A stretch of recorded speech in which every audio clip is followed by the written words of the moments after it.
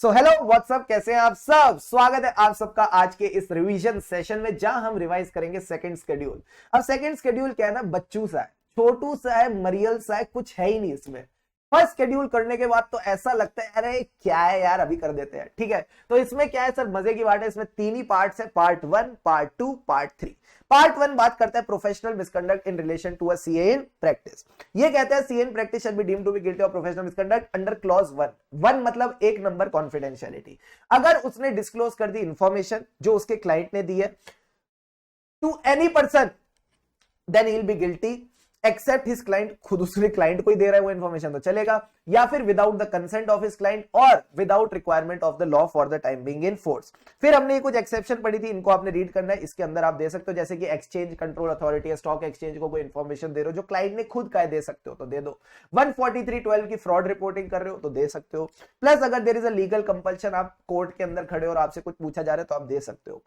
इसी तरह क्लॉज 2 की हम बात करते हैं। सर क्लॉज 2 क्या कहता था? क्लॉज 2 नहीं, पहले तो सर अच्छे से बोलो, ये क्लॉज 2 है।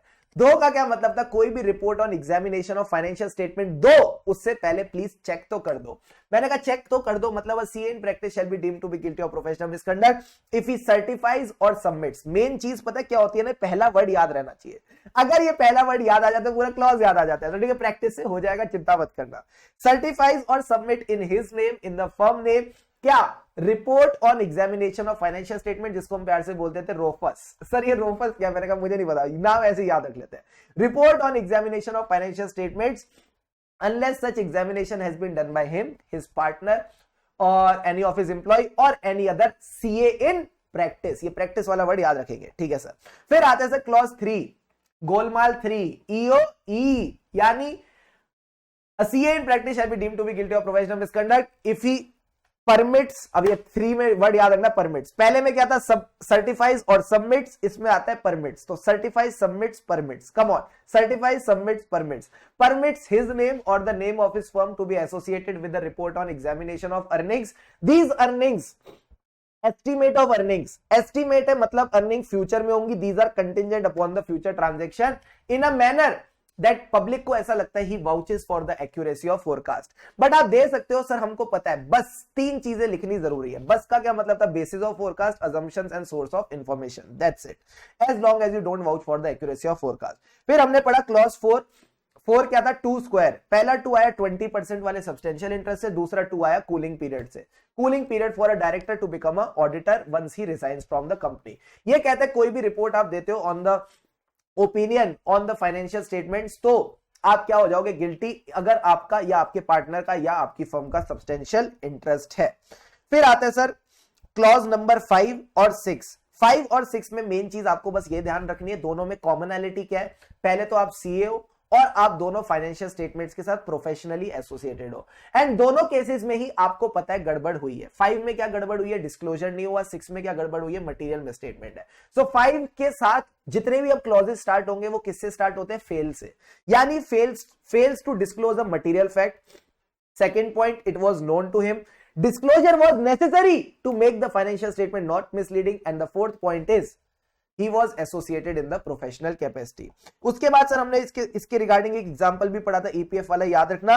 और एक ना ये नोट है, ये जो नोट है ना, ये मैं आपको अभी नहीं बता रहा, यहां पे लिख रहा हूं, काम आएगा, इसको रीड कर लेना, काम आएगा। बिकॉज आज जब मैं आपको असाइनमेंट वाले क्वेश्चंस दूंगा, उन क्वेश्चंस में इसी नोट के ऊपर आपको क्वेश्चन मिलेगा, और जब उस क्वेश्चन में क्लॉज 5 लिखा होगा, ठीक है, क्लॉज 5 या 6 लिखे होंगे, आप हो जाओगे ताज्जुब। तो मैंने उसी ताज्जुब से बचने के लिए आपको नोट दिया, तो याद रखना, ठीक है सर। फिर आता है सर क्लॉज 6। क्लॉज 6 किसकी बात करता है? ये कहता है again there is a failure to report a material misstatement, ठीक है, again it was known to him, he is associated in the professional capacity. फिर हमने ये बात डिस्कस की थी। अब आता है क्लॉज 7। 7 में क्या था? 7 दिन क्या करेंगे? एक्सरसाइज। 7 दिन क्या करेंगे? एक्सरसाइज। अगर आपने एक्सरसाइज नहीं करी, ड्यू डिलिजेंस, और you are grossly negligent in the conduct of duties, you will be guilty under clause 7। अब इसमें आपने याद रखना, एक्सरसाइज करने से क्या बढ़ती है? वाइटलिटी। तो वाइटल वाली लाइन याद रखना, it is a vital clause which gets attracted when it is necessary to judge chartered accountant has reasonably discharged his duties. Plus negligence covers everything from the frontier biscuits to collateral minor negligence. That means the frontier of fraud to collateral minor negligence. एक बार केसवानी के किस्से भी revise कर लेते हैं क्योंकि वो भी इंपॉर्टेंट है एग्जाम में क्वेश्चन सॉल्व करने के लिए। सर कहाँ गए? मैंने कहा ये रहे, अगर ऑडिटर ने कोई बेवकूफी करी तो हमेशा क्लॉज 7 आएगा, यानी वो अपने आर्टिकल पे रिलाय कर गया, खुद चेकिंग नहीं करी, उसने अपना काम टाइम पे कंप्लीट नहीं किया, बेसिक ऑडिट प्रोसीजर नहीं करे, पासबुक चेक नहीं करी, कैश वेरिफिकेशन नहीं करी, अपना पासवर्ड क्लाइंट के साथ शेयर करता है, नालायक। उसने एक ही बैलेंस शीट पे दो रिपोर्ट दी, गलत बात है। अगर एक ऑडिट रिपोर्ट देते हो कहते हैं नोट्स अलग से आएंगे, मैंने कहा रिपोर्ट के नोट्स कब से आने लग गए? फाइनेंशियल स्टेटमेंट के नोट्स होते हैं। और एक रिपोर्ट भेजने के बाद कहते हैं इसमें जो गलती है उसकी करेक्शन स्लिप भेजिए, जिसको वो प्रूव नहीं कर पाया। अब सर दो चीजें ऐसी हैं, दो एरियाज ऐसे जिसमें 7 के साथ 2 क्लॉज की एडिशन होती है, वो क्या है सर? एक तो वो है जिसमें certificate of raw material consumption आता है।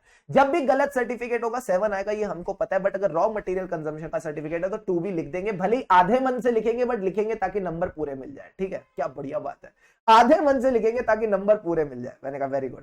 अब आते हैं certificate of circulation for a periodical और न्यूज़पेपर। अगर इसमें गड़बड़ है तो क्लॉज 8 तो जरूर लिखना, साथ ही साथ 7 भी लिख सकते हो। ठीक है सर। अब इसके साथ हमने एक और पॉइंट डिस्कस किया था, वो 8 में था, चलो वही डिस्कस कर लेंगे। यहां हमारे 7 वाले हो गए। 8 क्या कहता है? 8 क्या कहता है? Certificate of circulate. 8 यानी सर्टिफिकेट ऑफ सर्कुलेशन वाला पॉइंट आता है, यानी अगर आपने सफिशिएंट इंफॉर्मेशन नहीं ली और ओपिनियन दे दिया, या the exceptions were material enough to negate the expression of opinion, तब भी आप गिल्टी हो जाओगे। इसमें मेन जो आपने 10 लाख और 25,000 वाला एग्जांपल है, ये आपको याद रखना है कि इसमें कौन कौन से 3 क्लॉज आएंगे। सर सबसे पहले 8 आएगा, 8 के साथ 2 ऑब्वियसली आएगा क्योंकि फाइनेंशियल स्टेटमेंट की एग्जामिनेशन नहीं करी, और 7 आएगा ही आएगा। और certificate of circulation of periodical है, 8 जरूर लिखना, और अगर मन गए तो 7 भी लिख के आएंगे। अब आते हैं सर 9 क्या कहता है? कंप्लायंस विद गापा, यानी failure to invite material departure from GAAP, तो यू विल बी गिल्टी। 9 में आपने 3 चीजों पे फोकस करना है। लिस्टेड कंपनी की ऑडिट के लिए पीयर रिव्यू सर्टिफिकेट, कोई भी रिपोर्ट और सर्टिफिकेट है उस पे यूडिन होना चाहिए, एफआरएन और एमआरएन होना चाहिए, फर्म रजिस्ट्रेशन नंबर और मेंबरशिप रजिस्ट्रेशन नंबर। क्लॉज 10 किसकी बात करता है? Clause 10 talks about one thing, that is your fees. Fees के अलावा जो भी पैसा मिलेगा उसको आप अपने सेपरेट बैंकिंग अकाउंट में रखेंगे या उसको एक्सपेंड कर देंगे with in reasonably short time. Sir अगर कोई एडवांस फीस मिली है तो वो भी अपने बैंक अकाउंट में रखो, कोई दिक्कत की बात नहीं है।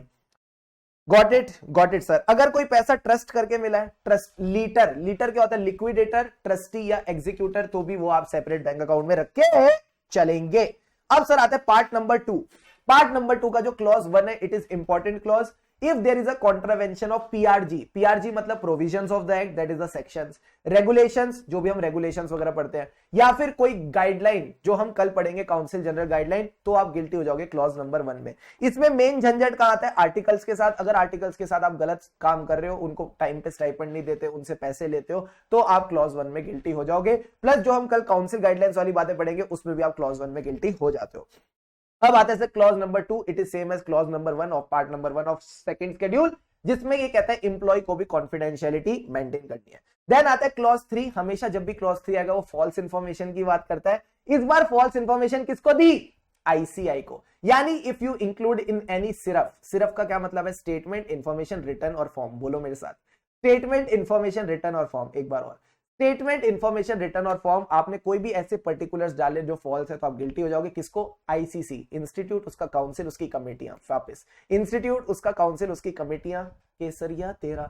सर इसके बाद सर क्या आता है? इसके बाद आता है डीडी, बॉडी, डीसी। ओहो, DD, body, DC, directorate discipline, board of discipline, disciplinary committee. और अगर आपके डिसीजन से खुश नहीं है, आप इनकी क्वालिटी से खुश नहीं है, तो आप अपील कर सकते हैं क्वालिटी रिव्यू बोर्ड और अपीलेट अथॉरिटी। क्लासिक। अब आता है sir last point, clause number 4, for fraud, for चोरी, च से चोरी। यानी अगर आपने डेफल्केशन और एम्बेजलमेंट करी है किसी के भी पैसे की इन द प्रोफेशनल कैपेसिटी, तो आप फर्स्ट 4 में गिल्टी, एंड अगर जेल हुई है 6 महीने से ज्यादा तो पार्ट 3 में गिल्टी। That's it. तो I hope you enjoyed the revision. 9 minute 9 second में आज की रिवीजन हो गई। यही सच है, यही सच है। इसमें बस इतना ही है जितना आपको पता होना चाहिए। That's all is enough. So have a great day ahead, keep rocking, let's catch up in the next class.